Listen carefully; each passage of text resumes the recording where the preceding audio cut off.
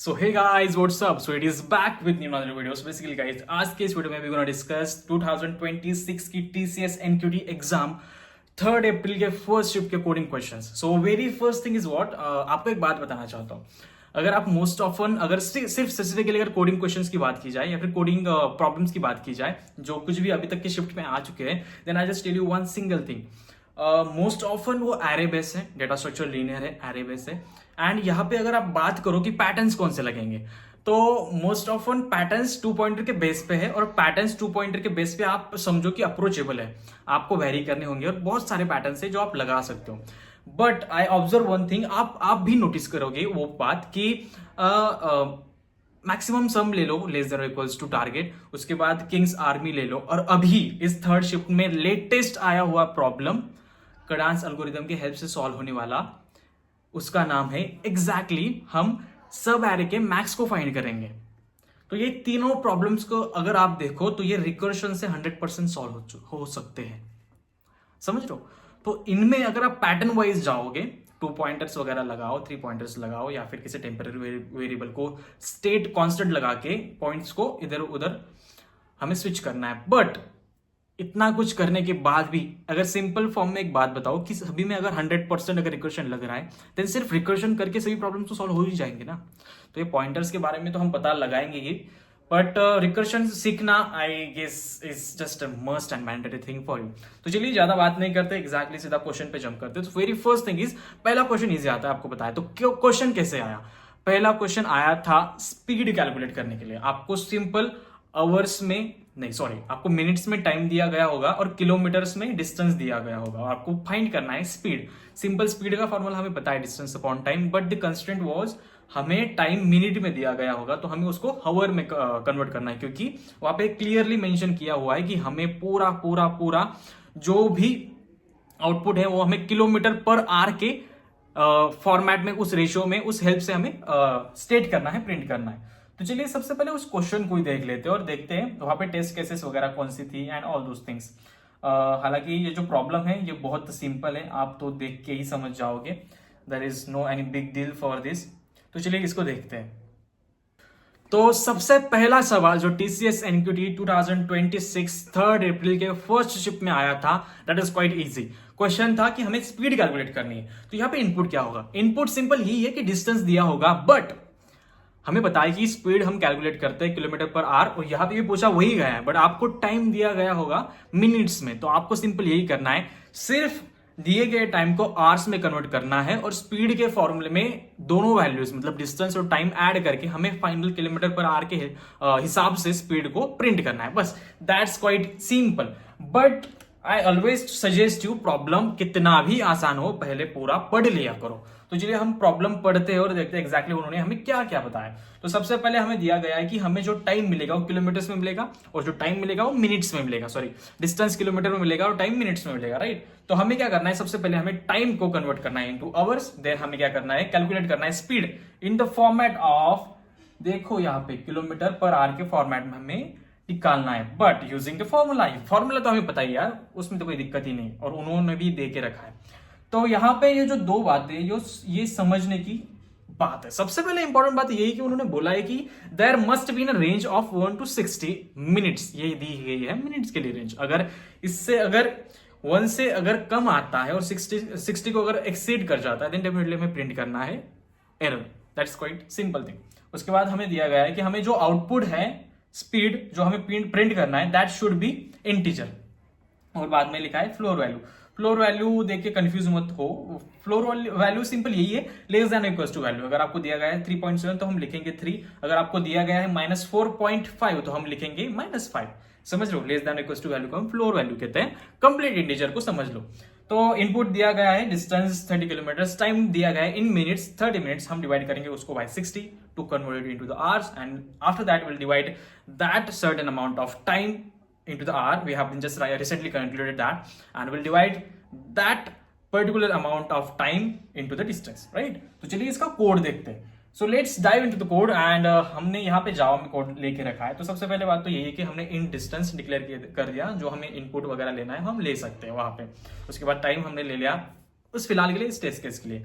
उसके बाद जो कंस्ट्रेंट है यहाँ पे समझो, और कंडीशन लगाई, अगर 1 से कम हो जाए टाइम और अगर टाइम 60 से ज्यादा हो जाए, देन इन दोनों केस में हमें प्रिंट करना है एरर। और अगर ये एरर आ जाता है तो हमें आगे सॉल्व करने की कोई जरूरत ही नहीं है, तो हमें डेफिनेटली यहां से रिटर्न कर जाना है। समझो बात को, रिटर्न करना है। उसके बाद हमें डबल वैल्यू कैलकुलेट करनी है। डबल वैल्यू कैलकुलेट करने के लिए हम टाइम को डिवाइड करेंगे बाय 60। समझ लो, हमें कंप्लीटली पूरा टाइम्स इन आवर्स कैलकुलेट करना है, तो डिवाइड बाय 60। उसके बाद स्पीड कैलकुलेट करेंगे। स्पीड कैलकुलेट करने के टाइम पे हमें टाइप कास्ट करना है, जो कुछ वैल्यू आएगी उन्हें हम राउंड अप करके इंटीजर में कन्वर्ट करेंगे और सिंपल उसे प्रिंट कर देंगे। This was the quite simple, but हमारा मेन गोल है, हमारा अगला question, that is the main you can say Akshay Khanna of this complete problem series. तो चलिए क्वेश्चन आता है सेकंड की मैक्सिमम सब एरे सम। इसका क्वेश्चन हमें अगले बार अगर हम सोचे तो हमें ये रिकर्शन से भी सॉल्व हो सकता है। कैसे? क्योंकि हमें पता करना है मैक्सिमम सम सब एरे, तो हमें मैक्सिमम सम मिल जाएगा रिकर्शन से, बट सब एरे अगर प्रिंट करने की कोशिश की जाए तो ज्यादा लेंदी हो जाएगा इन टर्म्स ऑफ रिकर्शन। तो इसलिए हम जाएंगे with the help of Kadane's algorithm. तो हम सबसे पहले समझो कि सब एरे क्या होता है। सब एरे होता है एक जो पूरा एरे आपको देखे रखा है, उसका एक कंटिन्यूअस पार्ट अगर आप ले लो, कंटिन्यूअस पार्ट अगर आप ले लो, तो उसे हम कहते हैं सब एरे। सबसेट अलग होता है, सब सीक्वेंस अलग होता है। समझो बात को, ये दोनों अलग होते हैं। और अगर हमें सिर्फ बोला गया होता कि आपको सिर्फ मैक्सिमम सम ऑफ सब एरे रिटर्न करना है, ऐसी कोई सब एरे जिसका सम मैक्सिमम आता हो, उस मैक्सिमम सम को आपको रिटर्न करना है, अगर सिर्फ इतना दिया गया होता तो हम सिंपल क्या करते हैं रिकर्शन में, हम यहां पे मैं आपको लिख के बताता हूं। पहले तो इसका कलर चेंज कर लेते हैं। देखो डीएसए में मुझे सबसे आसान और इंटरेस्टिंग टॉपिक लगता है रिकर्शन, क्योंकि उसमें मोस्ट ऑफ प्रॉब्लम सॉल्व हो जाते हैं। तो चलिए सबसे पहले हम फंक्शन पैरामीटर्स में क्या क्या लेंगे। सिंपल हमें यही करना है कि हमें एक करंट सम लेना है, उसके बाद एक मैक्स लेना है, राइट, मैक्स लेना है। उसके बाद जो एरे हमें दिया गया होगा वो एरे लेंगे और एक आइटरेटर लेंगे n। ये हमारे हो गए पैरामीटर्स। लेट्स फंक्शन का नाम लेते हैं fn। तो पहले हम तो इसको फंक्शन मतलब कि रिकर्शन की हेल्प से सॉल्व करने की कोशिश करें। अगर आपको ये नहीं जानना तो आप स्किप कर सकते हो, डायरेक्टली कडांस एल्गोरिथम वाला पार्ट देख लो। बट ये समझना बहुत इंपॉर्टेंट है, अगर फ्यूचर में अगर नेक्स्ट शिप अगर आपकी है तो आई विल गारंटी कि रिकर्शन के बेस पे ही प्रॉब्लम्स आएंगे, क्योंकि अभी तक की एनालिटिक्स तो वही कहती है। तो चलिए हम क्या करेंगे, सिंपल हमें क्या करना है, हमें जो करंट सम है हमारे पास जो हमने लिया है, करंट सम को हम अपडेट करेंगे with what, with max of हमारा करंट एलिमेंट, मतलब कि एरे ऑफ n, राइट। और क्या max of array of n comma current some plus array of n। तो इसका लॉजिक अगर आप देखोगे तो आपको मैं एक बात बोल रही, ये हम इसलिए कर रहे हैं क्योंकि हमारे पास पॉजिटिव प्लस नेगेटिव दोनों नंबर्स है। तो अगर हमने कोई पर्टिकुलर सम अगर अभी तक हम करते आए हैं और हमें पता चला कि वो सम पर्टिकुलरली लेट्स सपोज सम फिलहाल के लिए है -3 और हमारे पास नंबर आ गया -2, समझ रहे हो, तो हम उसको -3 प्लस -2 अगर करेंगे तो हमारे पास आएगा -5। हमारे पास तो -3 करंट एलिमेंट है, राइट, -2 हमारी अभी तक की सम है। करंट एलिमेंट -3 ऐड करने के बाद -2 में -3 ऐड करने के बाद -5, तो इसमें से बड़ा कौन है, -3 ऑफकोर्स, राइट। तो हमारी मतलब एक्सपेक्टेशन ही ये है कि हमें मैक्सिमम फाइंड करना है, तो हम वहीं पे उस जो करंट सम को अपडेट कर देंगे विद दोज कंपेरिजंस। तो हम -3 को डालेंगे instead of that previous sum plus current element. हाँ, तो हम करंट एलिमेंट से स्टार्ट कर देंगे, राइट। ये हो गया, ये लॉजिक है सिंपल। उसके बाद हम जो हमने मैक्स लिया था इसको भी अपडेट करेंगे। तो आपको अभी लॉजिक तो लग ही गया होगा कि मैक्स को हम किससे अपडेट करेंगे। मैक्स को हम अपडेट करेंगे with max of math dot max करेंगे, यहाँ पे हम शॉर्ट में लिख रहे हैं max of max comma current सम, और कॉल कर देंगे फ्यूचर फंक्शन को। इसे हमें रिटर्न भी करना है, इसलिए हम वहीं पे लिख देते हैं। तो हमें अगली बार एरे सम में करंट सम में करंट सम पास करना है, यहाँ पे मैक्स सम में मैक्स सम पास करना है, और n की जगह पे हमें पास करना है n+1। और जैसे ये n equal to array of length हो जाए तो हमें वहां से रिटर्न करना है मैक्स। तो हमें अल्टीमेटली एट द लास्ट हमें आंसर मिल ही जाएगा। तो चलिए ये पूरा आंसर तो हमने देख लिया इन टर्म्स ऑफ रिकर्शन। अब हम देखेंगे कडांस एल्गोरिथम के हेल्प से। तो this is what exactly the code of Kadane's algorithm. अगर आपको ये समझना है तो बहुत आसानी से आप समझ सकोगे। सबसे पहले हमें एरे दे रखा है जिसमें नेगेटिव वैल्यूज भी है उसके बाद मैक्सम हमने जो उसमें स्टोर किया है, पहला एलिमेंट स्टोर कर दिया है, सिंपल।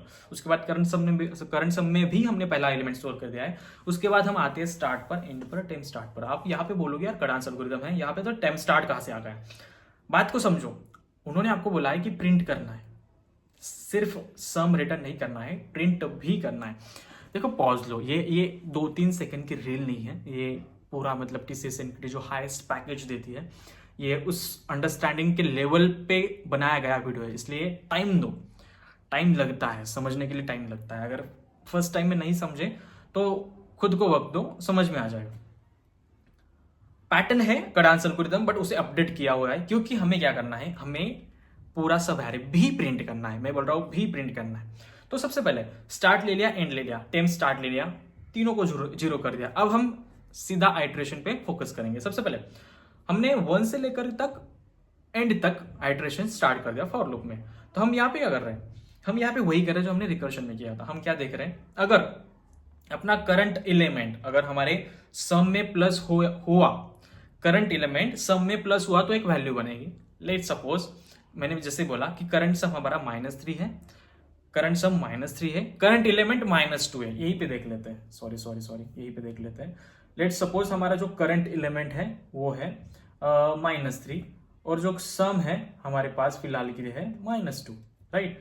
करंट सम ये है, सॉरी करंट एलिमेंट ये है, करंट सम ये है।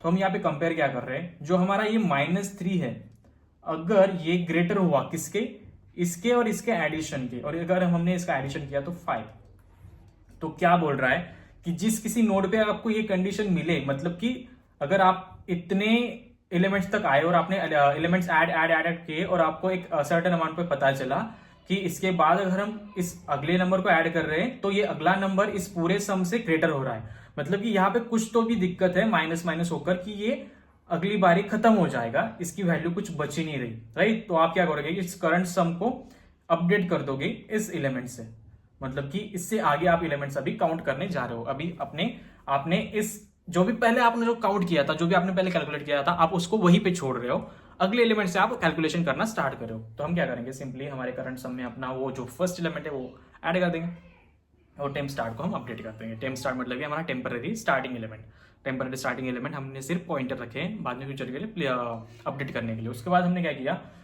एल्स कंडीशन, अगर ये कंडीशन नहीं है, अगर ये कंडीशन नहीं, फॉर एग्जांपल एक और सिनेरियो, अगर हमारा करंट सम है 5 और हमारा करंट एलिमेंट है 3, तो हमें डेफिनेटली जो है 5 + 3 मतलब 8, तो 8 तो हमेशा से बड़ा ही होगा ना, 8 तो हमेशा से बड़ा ही होगा 3 से। तो हमें डायरेक्टली ये सम रैप अप करके नया सब एरे स्टार्ट करने की जरूरत नहीं है, हम जो पहला है उसी में कंटिन्यू कर सकते हैं। तो हमें क्या करना है, सिंपली जो हमारा पहला सम है करंट सम, उसी में हम सिर्फ ऐड ऑन कर रहे हैं। देखिए प्लस इज इक्वल टू मतलब कि करंट सम प्लस हमारा करंट एलिमेंट, मतलब हम नेक्स्ट टाइम हमारा जो एलिमेंट है वो करंट सम है वो हम एज अ 8 पास करेंगे, समझ रहे। और यहाँ पे जैसे ही हमें ऐसी एक नई वैल्यू मिल जाती है जो हमारे करंट सम से मैक्स है, करंट सम से ज्यादा है, समझ रहे हो, तब हम उस करंट सम को अपडेट मतलब उस मैक्स सम को अपडेट कर देंगे। मैक्स सम हमने एक पर्टिकुलरली समझ लो, पहले हमारे पास मैक्स सम आया 3, उसके बाद मैक्स सम आया 5, तो हमने सोचा यार 3 से तो बड़ा ही है तो हम अपडेट कर देंगे। जैसे हम अपडेट करेंगे मैक्स सम अपडेट हो जाएगा with current some that is 5, right. But हमने 5 तो अपडेट कर दिया, हम आगे भी आइटरेट करेंगे, आगे भी चेक करेंगे अगर हमें ऐसी कोई सब एरे मिल जाए जो 5 से एक्सीड कर जाए, लेट्स सपोज 8 मिल गया, तो हमने फिर से मैक्स सम को 8 में कन्वर्ट कर दिया। बट यहाँ पे बात तो यही आती है कि हम पॉइंट कहाँ से, हम पॉइंटर्स रख रहे हैं क्या उस सब एरे में, हम कोई पॉइंटर्स रख रहे हैं क्या कि हम बाद में उन पॉइंटर्स पे आइटरेट करेंगे और हमें उस मैक्स सम का सब एरे मिल जाएगा प्रिंट करके। क्लियर हो रहा है।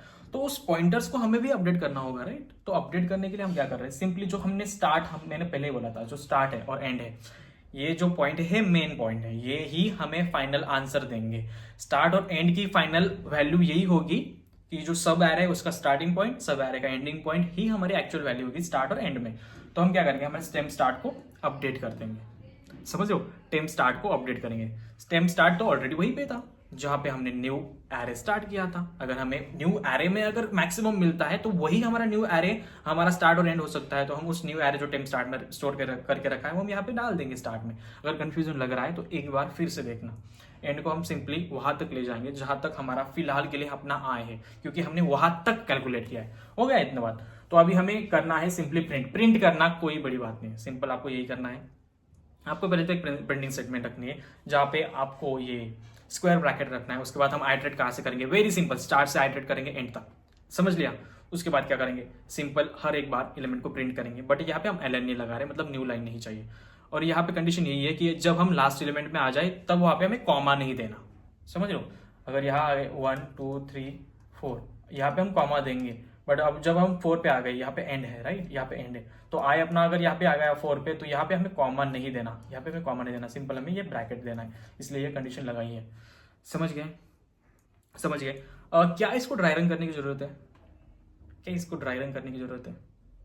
Let's try to dry run this one. तो सबसे पहले हमने 2 लिया, -2 में क्या किया, +1 किया।